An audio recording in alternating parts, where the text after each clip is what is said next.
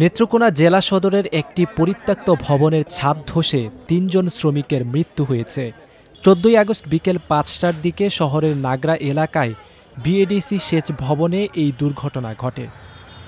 নিহত শ্রমিকরা হলেন আটপাড়া উপজেলার মাটিকাটা গ্রামের আব্দুস সালাম, সদর উপজেলার হাটখোলা গ্রামের আব্দুল হান্নান এবং পলাশাটি গ্রামের দীপু মিয়া। আহত হন সাইফুল হাসান নামের ২ জন শ্রমিক। তাদেরকে ঘটনাস্থল থেকে উদ্ধার করে নেত্রকোনা আধুনিক সদর হাসপাতালে ভর্তি করা হয়। প্রত্যক্ষদর্শীরা জানান, হঠাৎ ভবনের ছাদ ভেঙে পড়লে শ্রমিকরা নিচে চাপা পড়েন। পরে দি ফায়ার সার্ভিসের লোক ওনারা এবারে উদ্ধার করছে আর দুজন হিলারা উদ্ধার করছে। ভবনটা ভাঙছে মনে করেন এই যে আসর আজানের আগে 40 মিনিট আগে ভাঙছে আর কি। তখন কেউ ছিল না, তখন আমরা এই নির্বাড়ির রনিমে আসলো, আরো 2-3 জন আসলো আর কি, আমরা এলাকার মানুষ। পরে আমরা তাড়াতাড়ি করে সরাইলাম।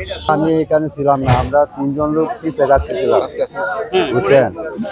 তারা 5 জন লোক সাত পারেছে, হঠাৎ করে আবার এখন এই যে আওয়াজ হয়েছে একটা সুন্দর। আপনি কি এখানে ছিলেন?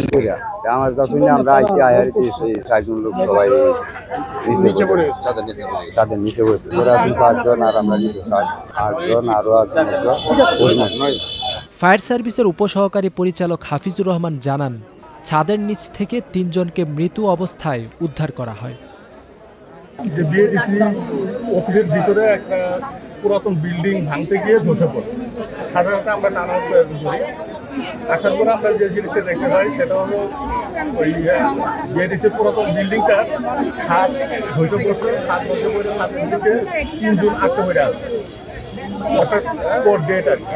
পরে আমরা ওই স্পট ডেট 2 জন উদ্ধার করি, আর একজন আগেই পার্শ্ববর্তী জনসাধারণ উদ্ধার করে ফেলে। সর্বমোট 3 জনকে উদ্ধার করা হয়েছে।